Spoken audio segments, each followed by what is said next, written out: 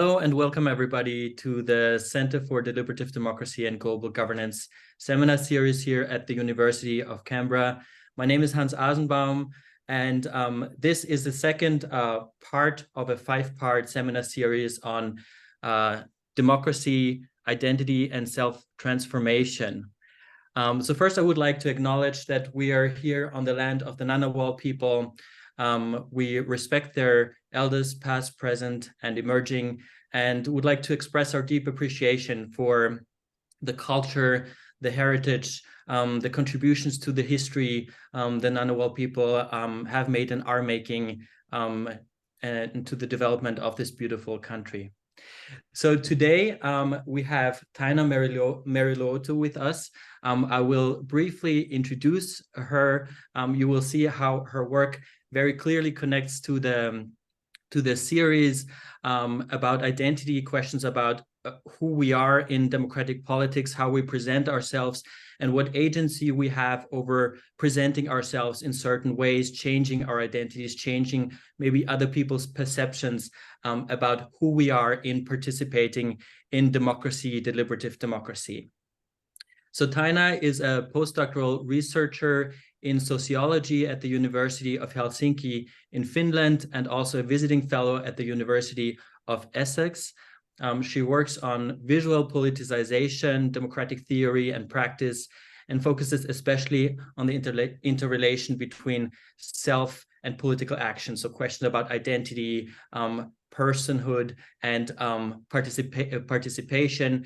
She coined this original concept of self-activism, and that's what she will speak about today. She draws on selfies and looks at how selfies play a role in activism. And she uses an original method that she calls snap-along ethnography. So we will learn more about what that entails. I also maybe wanted to flag that Taina and I are collaborators, are friends, and we are working together, have been working over the past years on a special issue that will appear in Democratic Theory in just a few weeks. So hopefully before the end of the month, with the title Democratic Self-Transformations. So a lot about these topics that our seminar series is on as well. And I'm looking forward to that. And I'm also working with Taina on a project on queer theory and queering democracy. So lots of overlap, I think, well, with my research interest between Taina and me, but also with lots of center members. So I'm really excited to introduce Taina to the center and have her with us today. We're very happy to welcome you here in our Center Seminar Series. So with that, I'll hand over to you, Taina, and I'm looking forward to your presentation for about a half an hour, and then we have Q&A afterwards. Right. Thank you for the lovely introduction. As I already said, I'm very happy to finally meet so many of you. I've heard so much about you. Hans has been talking endlessly about you and your lovely center, so I'm very thrilled to finally meet you, and I hope that this will be the first of many encounters in the future. So I recognize that you had the pleasure of listening to Anne Phillips last week, and so talk about a tough act to follow. I'm hoping that today we'll walk more towards contemporary phenomena and the digital realm in my talk. So my title today is Self-activism, Politicization from the Margins in the Era of Hypervisibility. My talk today is based on ongoing research that I have done for the past 5 years as part of a broader EU-funded project called Imagining Democracy. In this project, we study visual forms of political action among European youth. So we've studied young people's visual political action in Finland, France, Germany, and Portugal. And the premise of this broader project is that as our tools and platforms of visual action increase, our political action is bound to change as well. So we have been following both the visualization of more traditional forms of political participation, such as demonstrations, but also newer formats of political action that rely more or even only on images and visual action on social media. Now, I'm not going to spend too much time here, but just to give you a few examples to give you a sense of what we have been doing in the project. The example image on the left here is an example of how protests in the physical world are changing towards more visually striking and, if you will, Instagrammable formats. So this picture is of the Russian embassy in Lisbon after the start of Russia's attack on Ukraine. So what's happening here is actually that the two neighboring houses are projecting the colors of Ukraine's flag onto the Russian embassy's facade. So this is a very, very good example of how protests in the physical world are in fact designed to be Instagrammable, to become distributed on social media platforms primarily. The example on the right is an example of visual political action that takes shape only on social media through the manipulation, pairing, reframing of images. So I don't know if some of you might remember, but this is from the so-called 10-year challenge from 2020, where people posted images of themselves 10 years ago and now. And so that hashtag was quickly taken over to show climate emergency. So to depict natural places 10 years ago and now.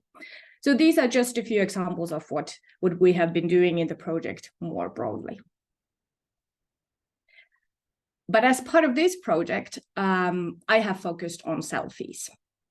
And this work will be the focus of my talk today. I'm going to discuss how selfies politicize, how our self-making is changing in our age of hypervisibility, and I will propose the concept of self-activism to understand these. As Hans already mentioned, this research is based on ethnographic work among young people with marginalizing experiences. In this presentation, I'm mostly drawing on fieldwork among mental health and homelessness activists, but I occasionally also refer to some examples of queer and disability activism. Here you already get to meet two of my informants. On the left, we have a picture of Lovisa, and on the right, Jessica, both of whom I got to know through a mental health activist group. Now, these are their real images, and I've gotten their consent to show you these and the other images in this presentation, but I'm not going to be using their real names in this presentation. Now, as soon as I started fieldwork, it became very evident for me that selfies were a major form of political action for these young activists. Now, in my previous work also, I've always studied self-making, so this was very interesting for me, but at first, it was close to impossible to grasp. What exactly is going on here? Why do they post selfies? Why do they post so different kinds of selfies? And how exactly does it work that being visible as yourself can be a tool in political action? Now, there were a few quotes my informant said that highlighted the importance of selfies for me from the very beginning, but they also formulated the research problem for my project to come. And I'm going to start with these quotes, if that's okay with you. So in a meeting of the mental health activist group, one of the activists said, "When you're deep enough in the margins, the very fact that you exist can be a political act." Equally, when explaining their discussion tactics on social media, a queer activist said, "I usually don't even respond to transphobic conversations online because my mere existence is a statement in itself." Now, these quotes stopped me on my tracks and really posed the problem that I then started exploring in the project. So it led me to ask, how, when, and under what conditions can being visible as yourself be a political act? And this is the question that I'm going to be addressing in my talk today.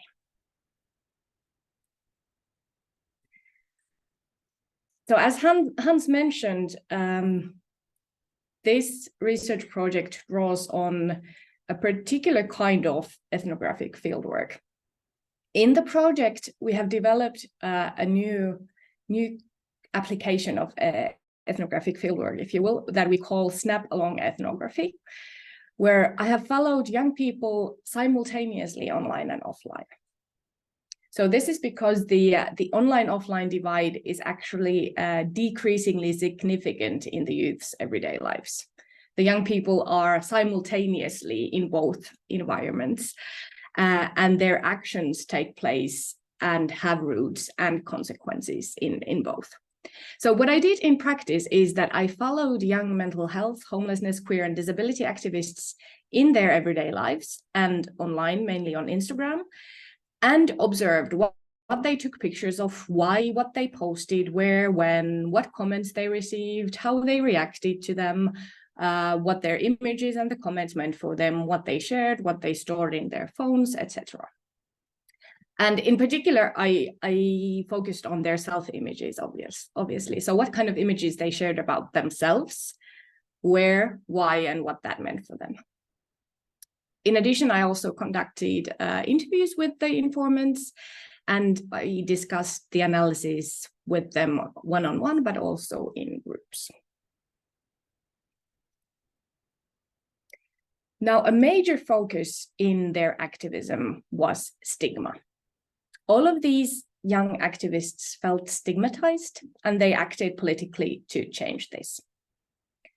In this research, I follow Imogen Tyler's definition of stigma as a form of marginalizing power that operates by naming, labeling, and categorizing, and then organizing people into a hierarchical order of value. So in other words, stigma operates by assigning a devaluing identity to a person. This was very much how the young people I followed also experienced stigma. Here we have two quotes to illustrate. First is from Lilia, who is a homelessness activist we will meet later in the talk as well. She says, "What really sets my teeth on edge is that I'm only regarded as a former homeless person. I'm not just a recovering addict. I am not just someone with substance use problems. I am a human being." Jessica, who you already met, who is a mental health activist, equally said, "A diagnosis is a stamp slapped on you. Like unstable personality disorder, it places you in a role that you don't want to inhabit and that does not really describe you at all. But it affects everything in your life. Everything is interpreted through the diagnosis." So this was the backdrop and the devaluing gaze that the activists sought to dismantle. This was their objective in their political action, the stigmatizing, devaluing gaze that determined how they were seen and how they were encountered by others. Now, another key basis for my arguments are the transformations that the age of hypervisibility, as Judith Butler calls it, have brought for political action. Now, as I already mentioned, there is a significant increase in visual formats of communication, as we all know. We all have so good cameras in our pockets that was something that we could even not dream of 20 years ago. The cameras are also connected in a way that has never preceded. So this unavoidably also has consequences for political action. But moreover, the social media that connects our cameras in our phones operates on a fame-based logic. And this equally affects the foundations of our public sphere. So social media as a technical infrastructure, but also as culture, brands posts with the most likes, shares, and comments with more visibility. So on social media, the success of an argument or a post is determined by how widely it is liked or shared. And this significantly shapes public action in this environment. This means that posts are composed with likability and shareability in mind.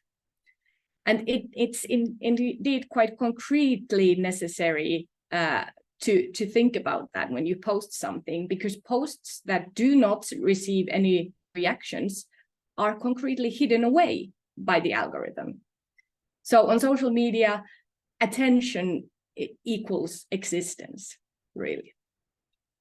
Together with Eva Luhtakollia, we have just published a paper on where we consider these effects for democracy. But in this paper, I'm going to focus on the effects of the combination of this fame-based public sphere and hypervisibility for our self-making.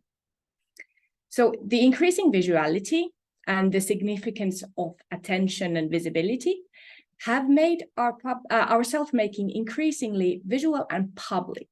And this is my argument today. So in contrast to many existing conceptualizations of self-making and identity-based political action, the self no longer seems to be a project that is first reflected upon in private, but the self seems to be changing in public before the eyes of others. So we no longer enter the public arena as stable and consistent selves, but as unfinished and altering, something that Hans has also very persuasively argued in his work.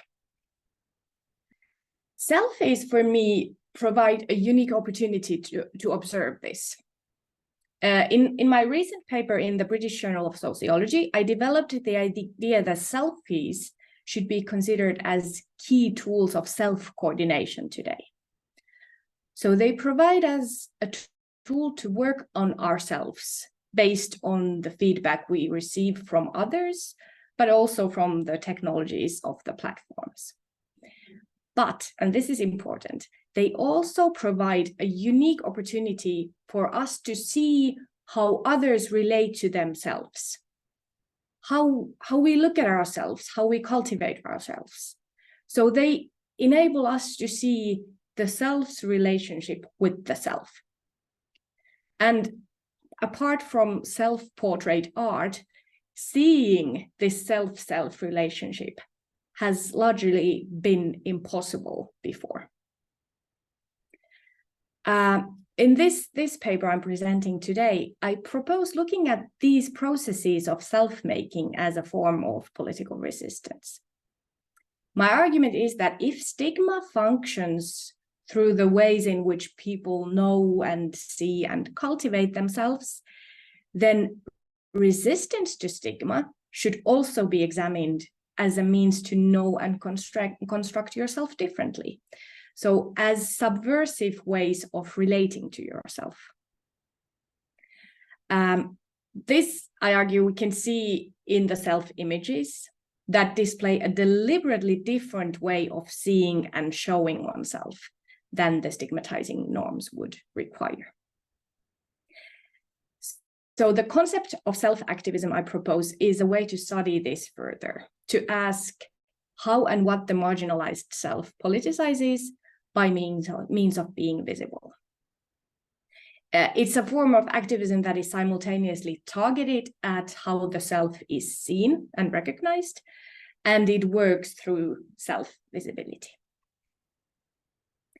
By exploring this, as I hope to show in a few moments, the analysis also contributes to the burning question of democratic theory, namely how we could understand a changing self as a basis for political action. And now you can quite clearly see my work's connection to what Hans has been working on. Now, I will argue that self-activism operates through a play with identification and disidentification. Here I draw on Jacques Rancière's idea of disidentification as a way to disrupt and politicize devaluing names and labels. Now, as we know, Rancière suggests that devaluing can be disrupted by disidentification, so the refusal of the names and labels assigned by the police order. Instead of replacing the derogatory name with another identity, that would then again enable the governing through this name, it is crucial to disidentify, to remain imperceptible. This imperceptibility is what makes governing through names, and thus also, for example, stigma craft, impossible. At the same time, however, I draw here on Moya Lloyd's remark of the opposite. Now, building on Butler's concept of grievability, Moya Lloyd has argued that it's actually by naming that we recognize each other as people. So, curiously, it would seem that we need disidentification to be free, but naming and identification to be recognized. So how to balance these, how to manage being both free while being perceptible for others. In the following, I'll present two strategies that play with identification and disidentification, and I call these reclaiming and opacity. We'll start with reclaiming. This, as you might remember, is Jessica. This is a photo from her Instagram account where she regularly posts images where she cries. This is deliberate. She does this to fight what she calls the toxic positivity of social media. She wants to make visible and question the structures of value that are both algorithmic and cultural, that deem some emotions and life situations undesirable and less valuable, something that should be hidden. She posts images where she cries precisely because she knows that she shouldn't, because she knows that this is not what people accept or appreciate on social media. Here's a quote from Utu, who is a homelessness and transgender activist, who describes something similar. The quote is quite long, I know, but it captures very beautifully what reclaiming is about, that I'm sharing it with you nonetheless. Utu says, I had this radical moment in my life when I had started to dare to express my gender in a more masculine way. And I had stopped shaving my leg hair. During the summer, I had received quite a bit of shouting over them, people calling me names on the street and what have you. So I wanted to reclaim the body hair. So I posted selfies with as much hair as I possibly could, with captions saying something like, well, here they are, then do come and have a look. And I'm super pale, so the dark hair is clearly visible. The way I see it, people tried to take something from me, but now I reclaimed it for myself. I got the right to self-determination concerning my own body back. And I have had plenty of experiences like that on social media, where I have reclaimed something that others have used to make me feel worse or the wrong kind. For me, it was a tool to express something that had been devalued, ridiculed, and belittled about me in my own terms. So as Jessica before, Utu posts images of their hairy legs precisely because they know that's something that they should hide. Now, reclaiming is a recurrent image genre in social media activism. It consists of unappealing, unwanted, controversial content such as body hair, tummy fat, cellulite. I'm sure you've encountered these kinds of images if your Instagram algorithm is at all attuned to activism. Now, what happens in these images, I argue, is a temporary identification and reclaiming. Yes, this is me, but it shouldn't be a bad thing. As stigma is by definition a spoiled identity, something that one should be ashamed of and conceal, making it visible is a subversive act, particularly so in the fame-based culture of social media platforms. So making it visible makes the undergirding schemes of valuation also visible and enables questioning them, and by so doing disrupts the conditions of recognition. Why do we value this and not that? Shouldn't we equally value this, is what these images ask. Resignification as a strategy is rather costly for the activists. It requires what social media scholars term successful performances of authenticity. So sharing something of oneself that is private, intimate, and quote unquote true. So this puts the activists at risk of ridicule and abuse, even physical harm. Becoming visible with your deepest wounds and displaying them in front of others demands a lot. So for this reason, reclaiming often requires a distance to be created between the stigma and one's sense of self. So that for the stigmatized characteristic to sort of become available for resignification, one needs to be able to create space between the derogatory label and one's sense of who one is, in a way to believe that this is who I am, but it's not everything I am, or it's not always who I am. Most often this happens through temporal distance. As time passes, you're able to embrace and redefine some parts of your painful past. But there are other means that this distance can be created as well. Jessica's photo that I absolutely adore is a great example of this. Here the distance comes through parody. In case you cannot see, the text above her says, "This Barbie is dramatized and chronically ill." So here she's showing something about herself, but not directly. She's talking about herself, but actually a cultural product. And this enables her to make something painful visible, but simultaneously retaining some personal safety.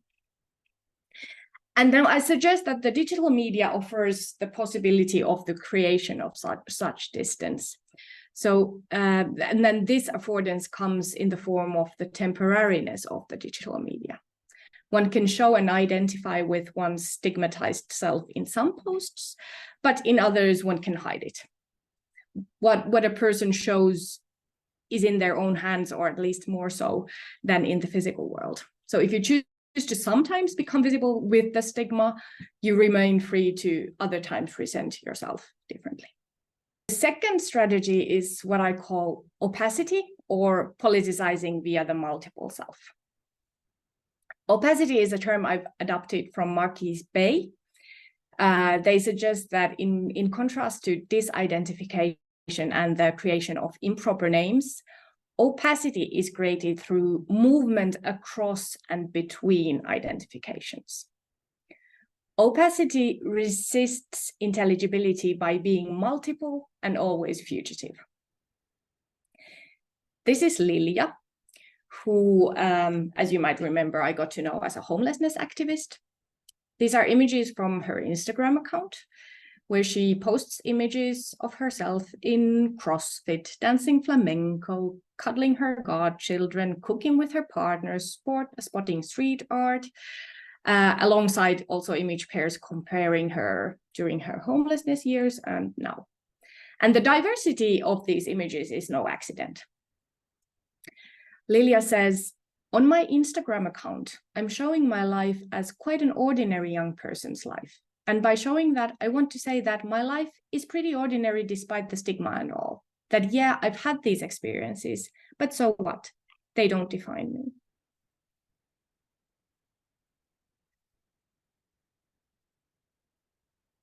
Similarly, Lovisa, who is a mental health activist, deliberately posts a varied collection of self-images on her Instagram. She explains, "However much you see me online, it is never the entire me. At any given time, it is the version of me that I have then felt like seeing and being. I'm now precisely trying to broaden the selfie material I have. What I'm mostly looking for is authenticity, which means sharing my life in all its shades to make the point that it's not all one-sided when you're recovering from mental health concerns. It gives me a permission to be something I am by being it in public."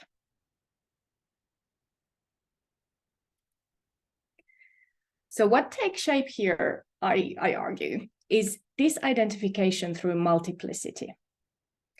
By suggesting all these other ways in which they could be seen and labeled, the activists highlight the plurality and ambiguity of the labels and categories. And through this, they become partially invisible, unclear. It's not clear anymore what we should call them, how we should see them, how we should define them. So that the diversity of these images makes it evident that they cannot be fully grasped and comprehended with the concepts and categories that we've had. And through that, these self-presentations disrupt the categorization that has contributed to their devaluing. Now, this fugitivity and the multiple, constantly changing self is one of the key affordances of the digital media. We can be multiple and in multiple places simultaneously, as Hans has also argued. Martin Hand has argued that the visual social media in particular affords this multifaceted self, because images on social media are by definition never in their final stage. They can be indefinitely edited, captioned, shared in different contexts, etc. So the sense of the self as something that can be forever crafted and recrafted is further enforced. So this makes it possible to resist stigma by becoming uncategorizable and thus ungovernable. Now, crucially, instead of suggesting another possible category through which one would want to be seen, opacity as resistance insists on the individuality of the activists. The activists do not seek an alternative identity coalition that they would want to identify with or base their political action on. Instead, it's the individuality of each activist that is highlighted. So as I've been saying, it seems like the activists are refusing a category, but demanding a name. And perhaps this is something that recognition for a changing self looks like. I recognize that I have 20 seconds left, so I'll end here. But I'm just leaving you with the idea that in their self-performances, the activists espouse presentist identities, which is a term I suggest based on Isabel Laurie's notion of presentist democracy, which is a democracy where the focus is not on what's to come tomorrow, but in our actions in the here and now. So a presentist identity would be an identity that does not assume a past or a future. They're not burdened with predetermined characteristics of how one ought to be, or by a commitment of to remain the same tomorrow. They are applicable only in the here and now, but they make us perceivable for each other. Thank you.